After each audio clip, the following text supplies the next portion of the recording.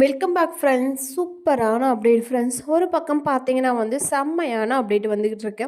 மகாநதி சீரியலில் பார்த்தீங்கன்னா விஜயும் காவேரி இன்னும் அடுத்த கட்டத்துக்கு போகிறாங்க.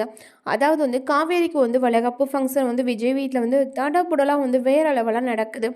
அதை பார்த்து கங்கா ஒரு பக்கம் ஃபீல் பண்ணுறாங்க. அது மட்டும் இல்லாமல் சாரதா ஒரு பக்கம் பார்த்தீங்கன்னா என்னோட பொண்ணுக்கு எதுவுமே என்னால் செய்ய முடியல அப்படின்னு சொல்லிட்டு ரொம்பவே மனசு கஷ்டப்படுறாங்க. அது மட்டும் இல்லாமல் பார்த்தீங்கன்னா மாப்பிள்ளை இவ்வளோ தூரம் பண்ணுறாரு, ஆனால் தாய் வீட்டு சீதம்மா எதுவுமே கொடுக்க முடியல. கங்காவுக்கு கூட என்னால் முடிஞ்சதை செஞ்சோம், ஆனால் காவேரி வளகாப்பப்போ எதுவுமே செய்ய முடியல அப்படின்னு சொல்லிட்டு ஒரு பக்கம் நின்று ஃபீல் பண்ணிட்டு இருக்காங்க. அதாவது காவேரியோட அப்பாவோட ஃபர்ஸ்ட் ஒய்ஃப் பார்த்தீங்கன்னா அவங்க வீட்டில் இருக்கவங்க என்ன சொல்கிறாங்கன்னா அக்கா இவ்வளோ ரொம்ப ஃபீல் பண்ணுறாங்க, நம்ம காவேரிக்காக ஏதாவது பண்ணணும், கண்டிப்பாக காவேரி ரொம்ப நல்ல பொண்ணு, காவேரிக்காக ஏதாவது பண்ணணும், அவங்களே பணம் இல்லாதப்ப நம்ம அவங்க சொத்துல பங்கு கேட்டுட்ருக்கோம், இது ரொம்பவே அநியாயமாக தெரியுது அப்படின்னு சொல்லி பேசிகிட்டு இருக்காங்க.